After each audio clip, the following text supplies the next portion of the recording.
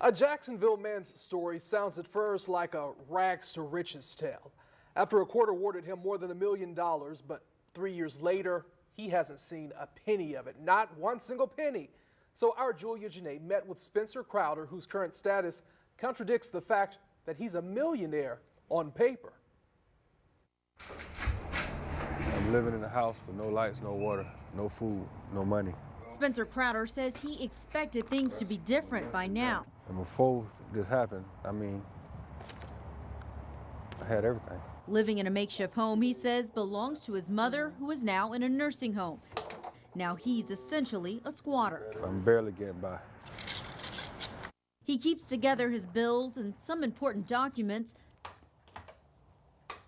This one he used to think was worth the most. $1,267,447.40. That's the amount a court ordered he be paid. What was your first thought when that jury award came back? My days of suffering was over. His story started here, the Island Oasis Grill and Chill. I had just walked in the door. A night at the club turned into a brutal fight with security guards. All I know is that we were trying to break up a fight and I got injured badly. It happened so fast and they just overdid it. They hit me in the head.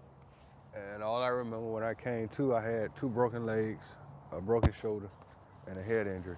Hospitalized at St. Luke's for a week, he says his livelihood as a builder was over. It's all been taken away like that. Can't work, barely eating, can't afford the bills.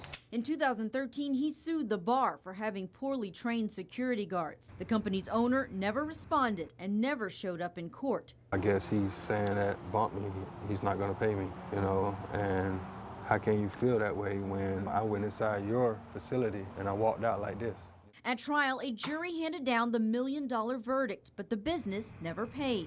Unfortunately, it can happen that you go through all of the channels, go through litigation, get a judgment, and you cannot collect on it. Attorney and law professor Natashia Hines didn't handle Crowder's case, but she says there's a word for companies like Island Oasis. Judgment proof.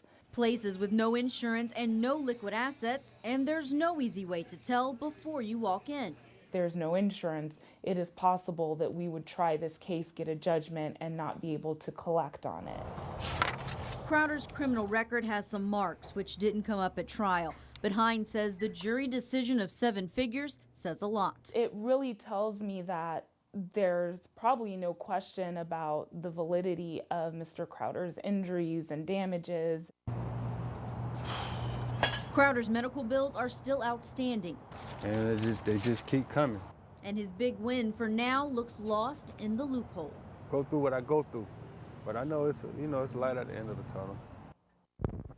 Now, the club's business closed in 2014, and the club's owner, I reached out to him, and he declined to be interviewed for this story, but he says he's aware of the lawsuit, but doesn't want to say anything about the case or why he hasn't paid Mr. Crowder or why he didn't have insurance on his property. Now, we have a case file that we put together that maps out Crowder's 5-year legal battle. It's available right now on our website at firstcoastnews.com.